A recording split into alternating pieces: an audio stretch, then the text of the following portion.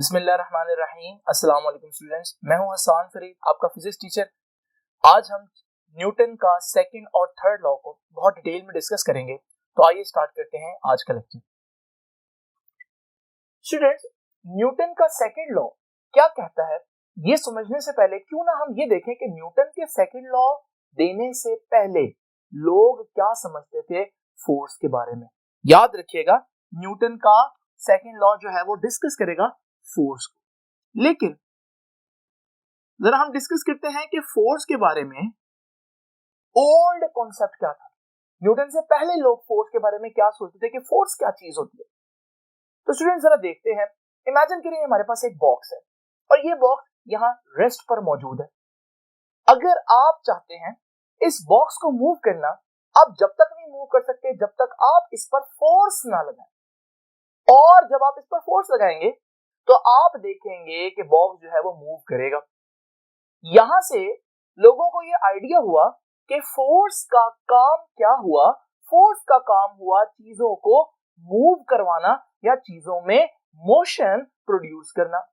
बिल्कुल इसी तरह से अगर आपके पास ये एक कार है, इस कार को आप जब इसको स्टार्ट करते हैं, ये कार सपोज करें 20 की स्पीड से मूव कर रही है। ये 20 की स्पीड उसके पास क्यों है? क्योंकि इस कार का इंजन इस कार को चला रहा है, एक फोर्स लगा रहा है कार पर। अगर आप इंजन ऑफ कर दें, क्या ये कार चलती रहेगी?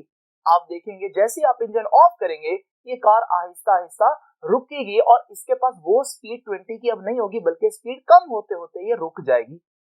इन दोनों एग्जांपल से हमने क्या सीखा कि जब भी आप फोर्स लगाएंगे तो आप बॉडी में मोशन प्रोड्यूस करेंगे, या दूसरे अल्फाज में मोशन के लिए फोर्स जरूरी है। हम कह सकते हैं कि फोर्स प्रोड्यूसेस मोशन, या मोशन के बजाय मैं स्पीड या वेलोसिटी की बात कर सकता हूं। तो अगर आप चाहते हैं किसी चीज के पास कुछ स्पीड रहे तो आपको क्या देनी पड़ेगी? उसको एक फोर्स देनी पड़ेगी।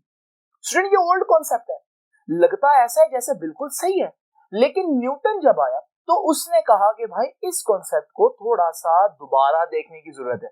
उसने कहा कि अगर मोशन के लिए फोर्स लाजमी है, और फोर्स का मतलब है कोई इंजन, कोई फ्यूल जो उसको धक्का देगा, तो फिर जो चांद इतने अरसे से जमीन के गिर्द घूम रहा है, तो चांद के पीछे कौन सा इंजन है, या चांद को कौन सा पेट्रोल या कौन सा फ्यूल जो है वो चला रहा है? लेकिन चांद मूव तो कर रहा है इतने सालों से और उसमें कोई इंजन भी नहीं है। हमें ये सोचने पर मजबूर करती है एग्जांपल कि मोशन का ताल्लुक फोर्स से जरूरी नहीं है। क्योंकि अगर ऐसा होता तो चांद बगैर किसी इंजन के इतने अरसे से ना चल रहा होता। इवन जमीन सूरज के गिर्द जो चल रही है, तो जमीन को कौन सा धक्का लग रहा है मुसलसल? कार को तो इंजन की फोर्स लग रही है, लेकिन जमीन जो है वो तो विदाउट एनी फोर्स जो है वो चल रही है। इसका मतलब हम जो समझते थे कि फोर्स का काम मोशन प्रोड्यूस करना है, मोशन मेंटेन करना है, ये ऐसा नहीं है। तो फिर फोर्स का काम क्या है? तो अब न्यूटन का कॉन्सेप्ट क्या था?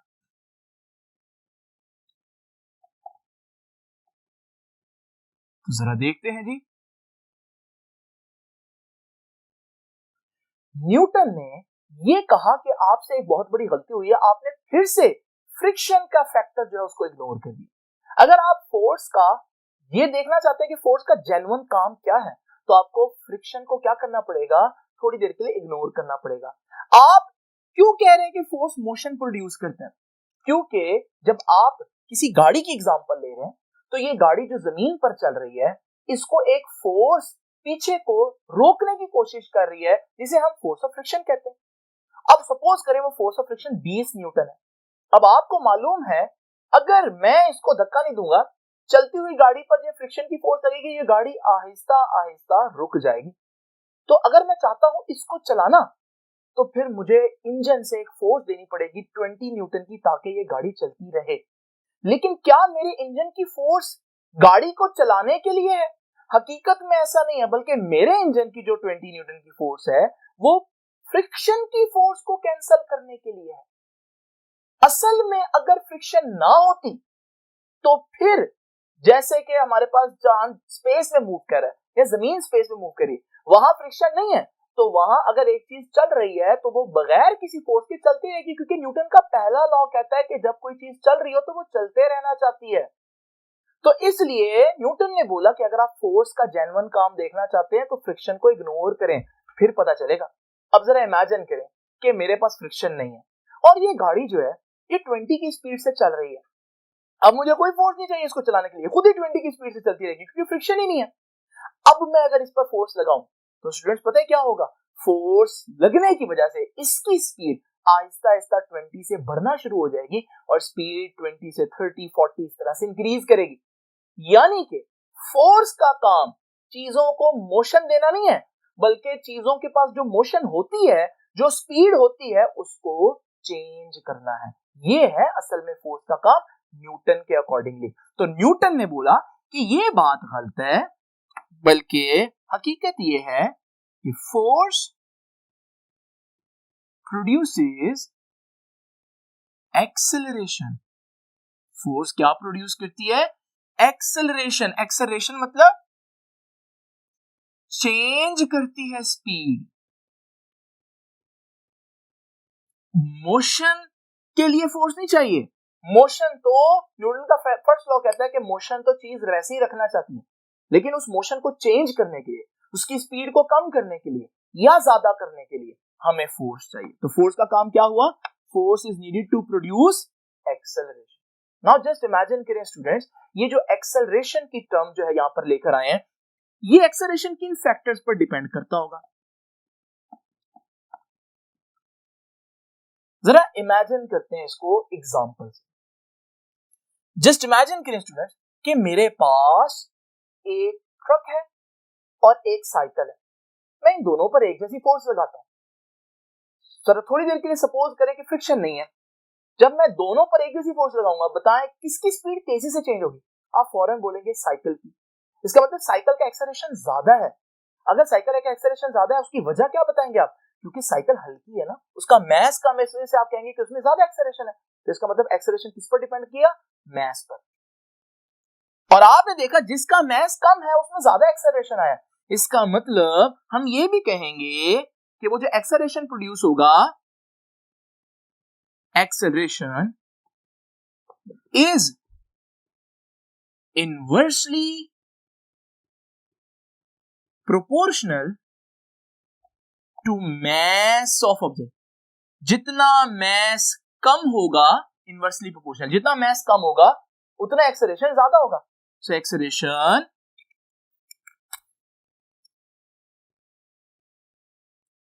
Is inversely proportional to mass. अब और कौन सा फैक्टर है जिस पर हमारा एक्सेलरेशन डिपेंड करेगा? नाउ स्टूडेंट्स जरा देखते हैं यहां पर, ये हमारे पास दो एक जैसे ऑब्जेक्ट्स हैं और मैं एक पर कम फोर्स और एक पर ज्यादा फोर्स लगाता हूं। अब आप बताएं किसकी स्पीड ज्यादा तेजी से चेंज होगी? तो आप फौरन बता देंगे कि सर जिस पर ज्यादा फोर्स लगेगी। इसका मतलब एक्सेलरेशन को जो अफेक्ट करने वाला दूसरा फैक्टर है वो फोर्स हुआ, और जितनी फोर्स ज्यादा उतना एक्सेलरेशन ज्यादा, उतनी स्पीड तेजी से चेंज होगी। तो हमारा दूसरा फैक्टर हुआ कि वो जो एक्सेलरेशन है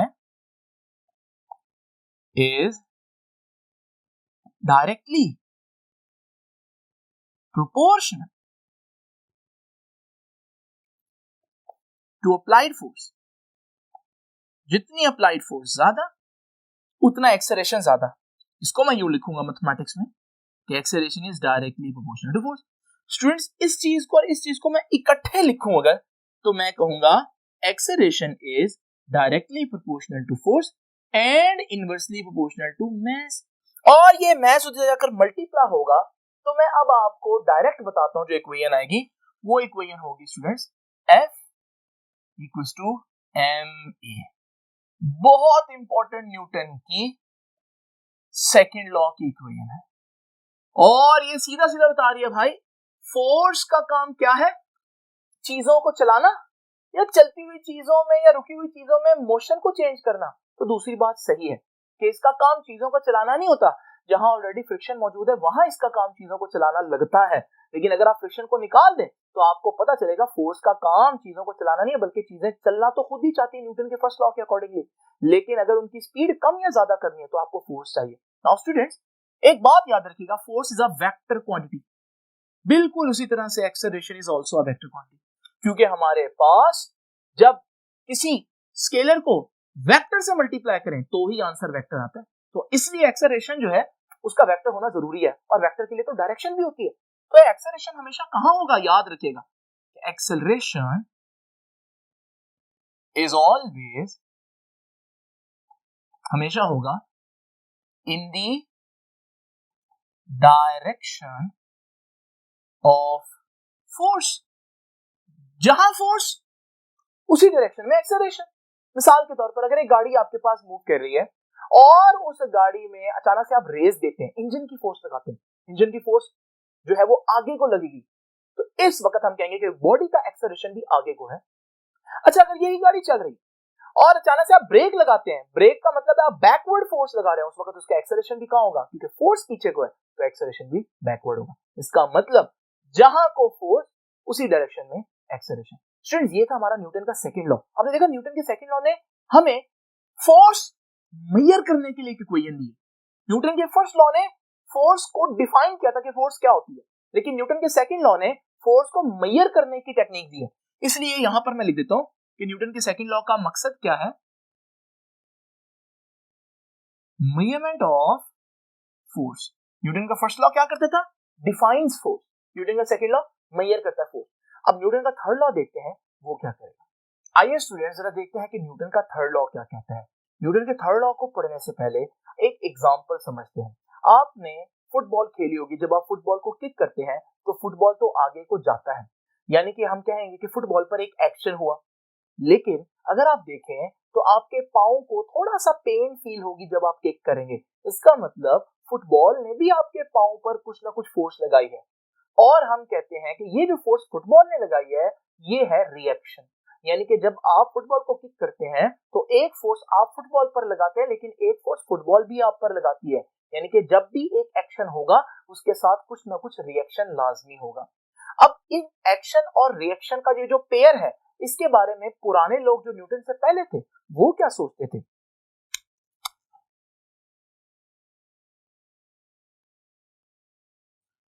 स्टूडेंट्स, न्यूटन से पहले के जो लोग थे वो समझते थे कि जब हमारे पास एक बड़ा ऑब्जेक्ट है, ये किसी छोटे ऑब्जेक्ट के साथ कांटेक्ट में आएगा तो बड़ा ऑब्जेक्ट छोटे ऑब्जेक्ट पर जो एक्शन करेगा वो बड़ा होगा, लेकिन जो छोटा ऑब्जेक्ट बड़े ऑब्जेक्ट पर रिएक्शन करेगा बैकवर्ड वो कम होगा।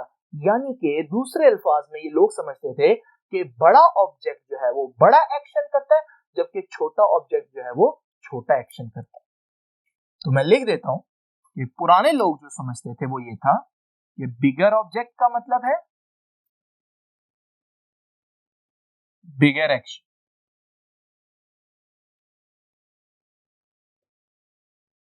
जबकि स्मॉलर ऑब्जेक्ट्स मींस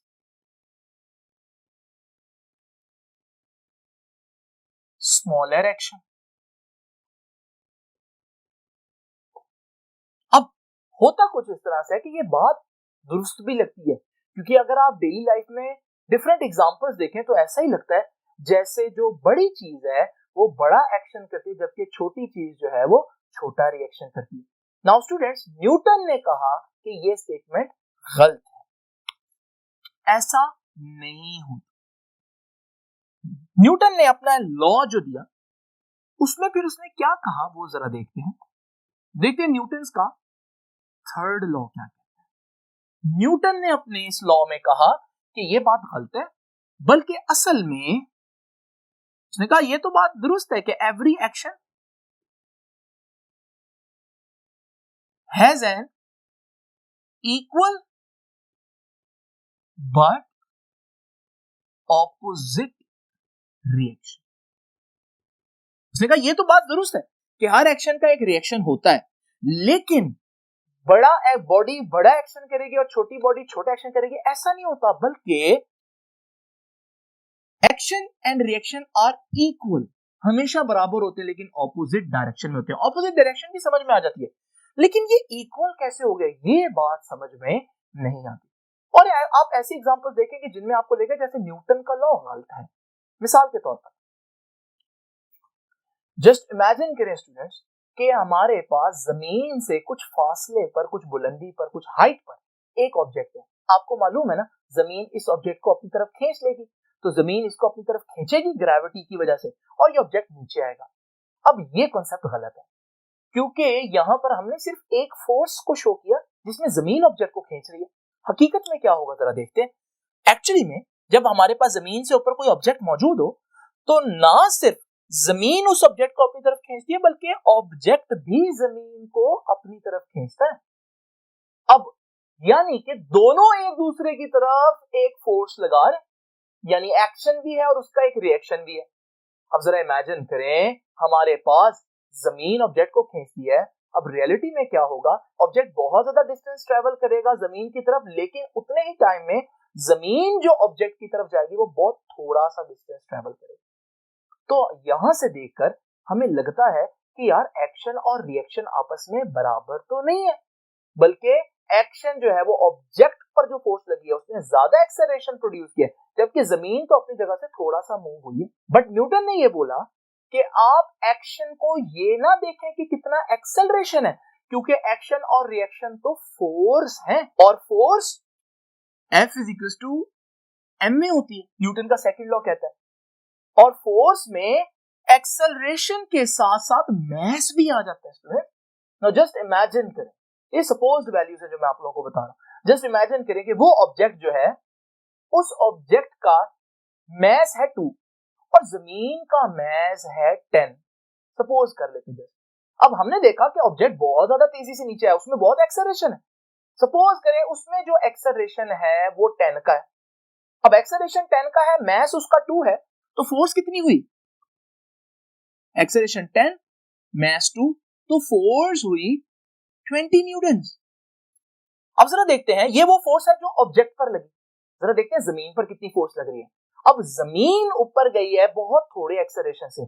सपोज करो जमीन जिस एक्सेलरेशन से ऊपर गई है वो एक्सेलरेशन है जस्ट 2। अब हमें लग रहा है जमीन पर बड़ा कम रिएक्शन हुआ, लेकिन रिएक्शन के लिए आपने फोर्स निकालनी है, तो फोर्स जो है वो मास और एक्सेलरेशन का प्रोडक्ट है। अब जमीन का मास कितना है? 10 है, और जमीन का एक्सेलरेशन भले थोड़ा है, लेकिन आपको मालूम है इनका प्रोडक्ट तो अभी भी 20 आ रहा है। इसका मतलब जितनी फोर्स उस ऑब्जेक्ट पर लगी जमीन की वजह से, उतनी ही फोर्स जमीन पर लगी उस ऑब्जेक्ट की वजह से। इसका मतलब एक्शन और रिएक्शन वाकई आपस में बराबर होते हैं। हमारी गलती ये थी कि जो चीज तेजी से एक्सेलरेट करती थी हम उस समझते थे उस पर ज्यादा एक्शन हुआ है। हमारे पास एक्शन के अंदर सिर्फ एक्सेलरेशन नहीं आता, बल्कि साथ मैस भी आता है। तो इसका मतलब एक्शन और रिएक्शन वाकई में आपस में बराबर होते हैं, जैसे न्यूटन ने बोला। न्यूटन के थर्ड लॉ को एक और आसान तरीके से भी लिखा जा सकता है, और वो क्या है कि हर एक्शन का रिएक्शन होगा। तो हम यहां से एक नतीजा निकालते हैं कि forces comes in pair. Forces pairs में आती है, क्योंकि अगर आप एक फोर्स लगाते हैं तो उसका रिएक्शन तो होगा, तो ये पेयर बन गया।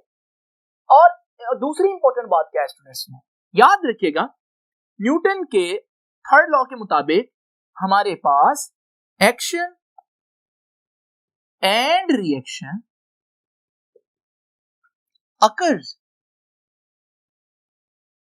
for same interval of time, यानी कि जितनी देर में एक्शन हुआ दूसरी बॉडी में उतनी ही देर में रिएक्शन भी हो जाएगा। ये नहीं होता कि एक्शन तेजी से हो जाए रिएक्शन देर से हो, जितना टाइम एक्शन का उतना ही टाइम रिएक्शन का। और हमने क्या सीखा इस लॉ से,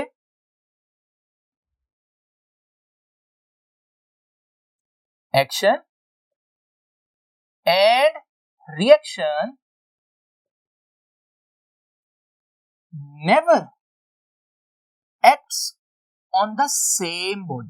ये बड़ी इंपॉर्टेंट बात है, और ये क्वेश्चन भी करते हैं बच्चों के जहन में, बड़ी मिसकंसेप्शन होती है। आइए उसको क्लियर करते हैं। स्टूडेंट्स, बच्चे एक बड़ी इंपॉर्टेंट बात पूछते हैं, और वो ये बात है कि सपोज करिए एक बॉक्स है और आप इस पर फोर्स लगाते हैं। जब आप इस पर फोर्स लगाएंगे, आपने बॉक्स पर एक एक्शन किया और बॉक्स ने आपके हाथ पर एक रिएक्शन कर दिया।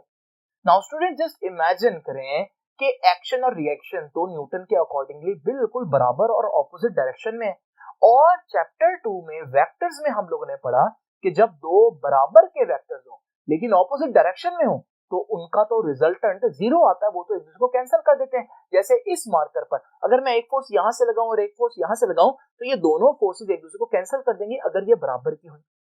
तो यहां पर आप एक्शन लगाएंगे और आप पर रिएक्शन होगा, वो भी बराबर लेकिन ऑपोजिट डायरेक्शन में होगा, तो असूलन उनको भी कैंसिल करना चाहिए। और जब कैंसिल कर देंगे तो फिर तो उस बॉक्स को मूव ही नहीं करना चाहिए। लेकिन क्या रियलिटी में ऐसा होता है? हकीकत में तो आप जब भी फोर्स लगाते हैं तो बॉक्स को आप मूव करवा देंगे।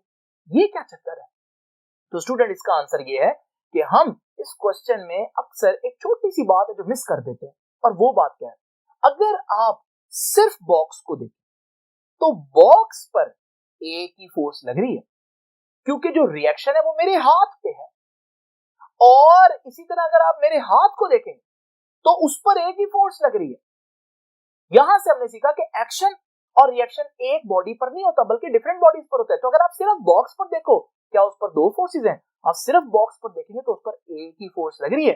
और जब किसी चीज पर एक फोर्स लग रही है तो वो फोर्स अपनी डायरेक्शन में उस चीज को एक्सेलरेट करेगी, इस वजह से बॉक्स मूव करता है। तो एक्शन और रिएक्शन क्या एक दूसरे को कभी भी कैंसिल कर पाएंगे? कभी भी नहीं, क्योंकि ये एक बॉडी पर ही नहीं है। हाँ, अगर ये बॉक्स होता और एक फोर्स यहां से लगती है, दूसरी फोर्स इसी पर लगती है दूसरी डायरेक्शन में, अब एक ही बॉडी पर दो बराबर लेकिन ऑपोजिट डायरेक्शन में फोर्सेस हैं, अब ये बॉक्स मूव नहीं करेगा। स्टूडेंट्स, न्यूटन थर्ड लॉ की आखिरी चीज एग्जांपल्स। इसकी बेतहाशा एग्जांपल्स। आपका जमीन पर चलना, आपकी वॉकिंग, वो भी न्यूटन के थर्ड लॉ की वजह से। एक्चुअली में जब आप जमीन पर चल रहे होते हैं तो आप अपने पांव से जमीन को पीछे को धकेलते हैं, एक्शन करते हैं, और रिएक्शन की तौर पर जमीन आपको आगे को धकेलती है। और जब वो आगे को आपको फोर्स लगती है तो उसे हम बोलते हैं, ये हमारा जो चलना है ये बेसिकली रिएक्शन है। तो आपका वॉक करना, जो बोर्ड्स होती उनका चलना पानी के अंदर, वो भी इसी तरह से होता है कि आप बोट कैसे चलती है, आप पीछे से पानी को धक्का देते हैं बैकवर्ड, जिसकी वजह से पानी रिएक्शन के तौर पर आपको आगे को धक्का देता है और आप आगे चलते हैं। अब ये सारी एग्जांपल देखकर लोगों के जहन में आई बात कि यार हम क्यों ना इसको किसी मकसद के लिए यूज करें। और फिर इसी बात पर हम लोगों ने रॉकेट्स बनाए, क्योंकि रॉकेट में क्या होता है कि रॉकेट में बैकवर्ड गैसेस निकाली जाती है बड़ी तेजी से, जिसकी वजह से एक्शन होता है और रिएक्शन के तौर पर गैसेस जो है वो रॉकेट को ऊपर को धक्का देती है। तो रॉकेट का चलना, गाड़ी का चलना, ये सारी चीजें हमें न्यूटन के थर्ड लॉ की बदौलत ही मिली। इसका मतलब मैं कह सकता हूं न्यूटन के थर्ड लॉ ने क्या किया, फोर्स को अप्लाई कैसे करना है वो बताया। आपने देखा न्यूटन का फर्स्ट लॉ क्या करता था? न्यूटन का फर्स्ट लॉ ने फोर्स को डिफाइन किया कि फोर्स होती क्या है। न्यूटन के सेकंड लॉ ने फोर्स को मेजर करना सिखाया, और न्यूटन के थर्ड लॉ ने हमें फोर्स को यूज करना, एप्लीकेशन ऑफ फोर्सेस बताया। तो स्टूडेंट्स, आई होप कि आपको न्यूटन का फर्स्ट, सेकंड और थर्ड लॉ समझ में आया होगा, और अब आपको बड़ी अच्छी तरह से अंदाजा होगा कि एक्चुअली ये लॉ क्यों इंपॉर्टेंट है। और ये लॉ जो है जिस वक्त न्यूटन ने दिया, ये सिंपल स्टेटमेंट नहीं है, बल्कि उसने उस वक्त के लोगों की बहुत ज्यादा करेक्शन की, क्योंकि उस वक्त सारी दुनिया फोर्सेस के बारे में बहुत ज्यादा मिसकंसेप्शन रखती थी। ये लॉ समझना बहुत इंपॉर्टेंट है, क्योंकि अगले आर्टिकल आप तभी अंडरस्टैंड कर पाएंगे जब इसकी प्रॉपर कॉन्सेप्ट आपके पास होगा। तो स्टूडेंट, ये था आज का लेक्चर। आपसे मुलाकात होगी नेक्स्ट लेक्चर में, तब तक के लिए अल्लाह हाफिज।